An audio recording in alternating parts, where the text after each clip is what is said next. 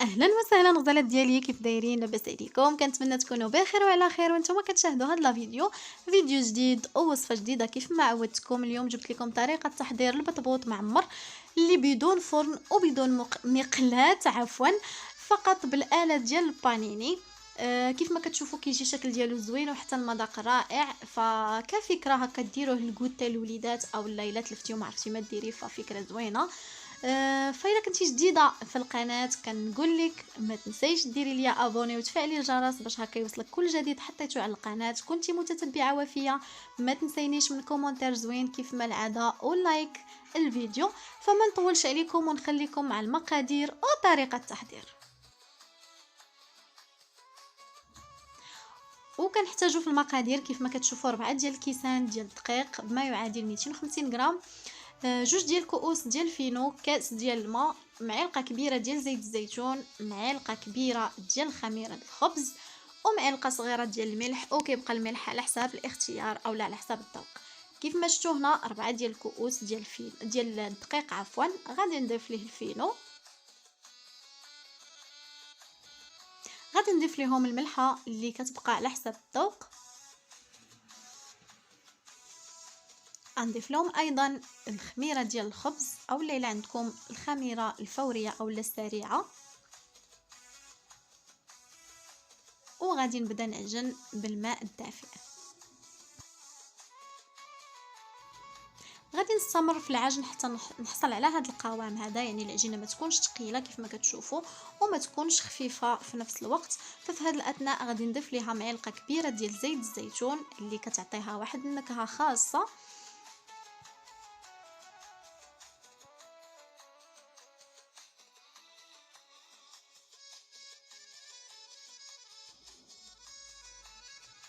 غادي ندهنها بهاد زيت الزيتون وغادي نغطيها هكا بالسلوفان ونخليها على جانب.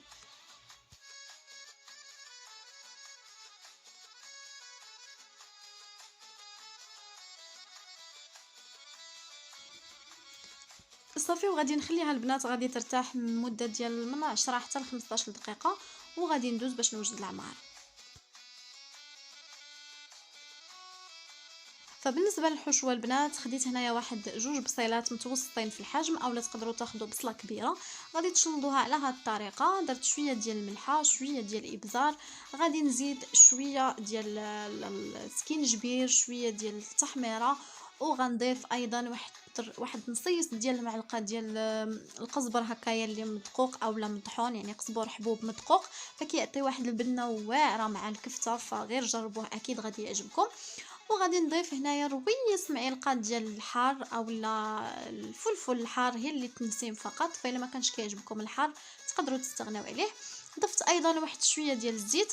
غادي نشحر كيف ما كتشوفوا هاد البصله هكايا بوحدها، من بعد عاد كندخل فيها هذيك الكفيته هكا حيت الكفته دغيا كطيب.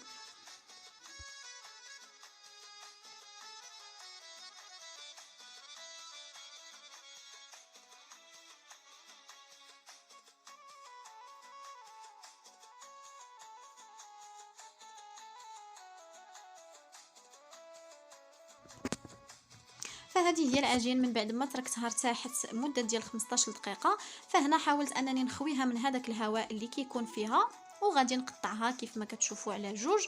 من بعد كل قطعه غادي نقسمها على جوج حتى نتحصل هكا على الحجم اللي انا بغيت ديال الكرات.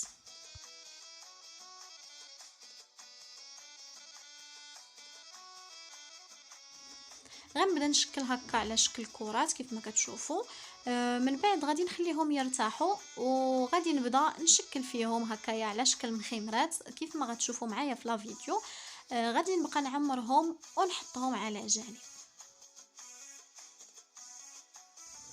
فغادي نبدا نعمر هكايا الكرات ديالي بالحشوه اللي حضرت معكم من قبل.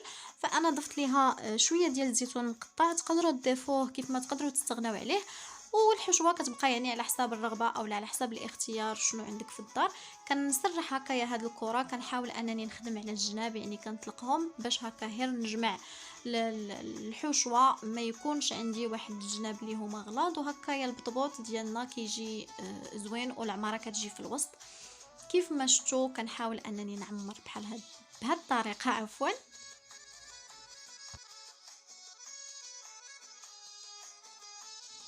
كيف ما كتشوفوا البنات انا هنايا راه كنفرتت هذوك الكفيتات اللي كيبانوا ليا طراف كبار، كنفرتتهم كنحاول نفرتتهم باش هكا ما كيتقبوش ليا العجينه، وكتبقى هكا الكريصه ديالنا مجموعه وما كتخرج ليناش الحشوه نهائيا. فانا غادي نعاود نعمر معكم كيف ما كتشوفوا وحده اخرى باش نوضح لكم هكا الطريقه. من بعد ما سرحت الكره اولا الكريصه ديالي عمرتها بالحشوه كيف ما كتشوفوا وجمعتها بهذه الطريقه. كنحاول انني ما نجمعش العجينه بزاف من التحت باش ما تجيش غليظه، وكتجي الحشوه هكايا في الوسط بهذه الطريقه.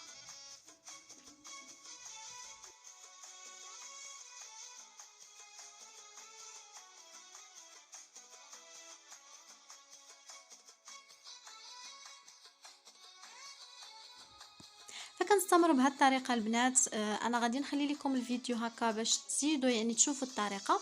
غنستمر بهذه الطريقه حتى نعمر كاع الكميه اللي عندي وندوزو باش نطيبوهم.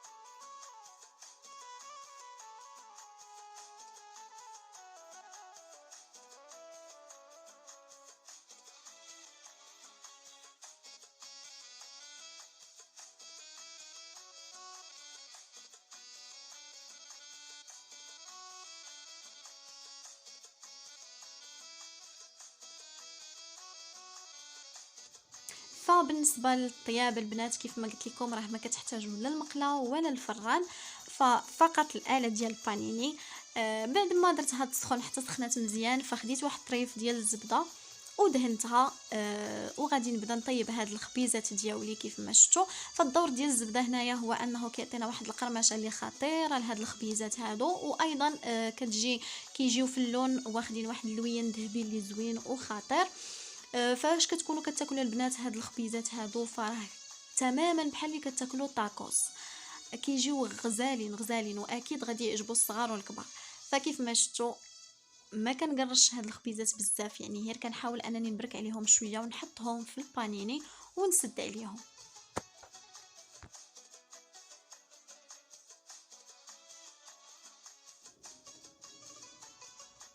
من بعد البنات ما حليت الاله ديال البانيني فغادي نقلبهم. حقاش بانوا ليا بانهم تحمروا من واحد الجهه، غادي نقلبهم ونخلي نكمل ليهم الطياب.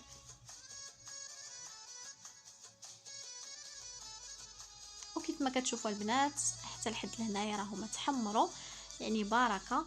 كيجيو هشاش وفي نفس الوقت كيجي ديك الزبده كتعطيهم واحد القرمشه اللي زوينه ما شاء الله. كنستمر بنفس الطريقه البنات حتى كنطيب الكميه كامله اللي عندي، يعني في كل جوج كنبغي نطيبهم كندهن الاله ديال البانيني بالزبده. يعني على حساب نتوما البانيني ديالكم شحال كيهز، الا كان كبير راه يقدر يهز لكم حتى 4 5. انا عندي يعني من النوع الصغير كيهز ليا غير جوج فقط، رغم ان الخبيزات راهما صغيورين لكن كيهز ليا غير جوج.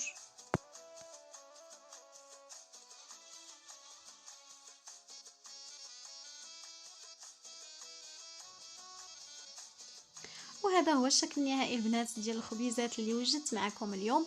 كيف ما قلت لكم من قبل اكيد غادي يعجبوا الصغار والكبار، كيجيو زوينين بزاف لا في المنظر ولا حتى في المذاق.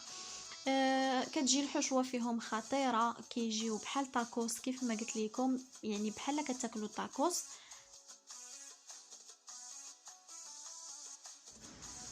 فكيف ما قلت لكم كيجيو زوينين في الشكل وحتى في المذاق كيجيو بنان. فهذه هي الطبيله ديال الكوتي ديال اليوم كيف ما كتشوفوا تشاركتها معكم، وتشاركت معكم الوصفه ديال اليوم اللي اكيد غادي تنال الاعجاب ديالكم. فكنتمنى تجربوها. وحتى لهنا كنكون وصلت للنهايه ديال لا فيديو، وكنبغي نقول لكم تهلاو ليا في راسكم، وكما قلت لكم ما تنساونيش من لي لايك ولي كومونتير زوينه، وكنتمنى نكون كنت خفيفه ظريفه على قلوبكم. وتكونوا استفدتوا مني ولو بالقليل، كيف ما كنقول لكم ديما يعني ولو بالقليل وما تخرجوش بيديكم خاويه. يلا تهلاو ليا فراسكم ونتلاقاو فيديو جاي ووصفه جديده ان شاء الله.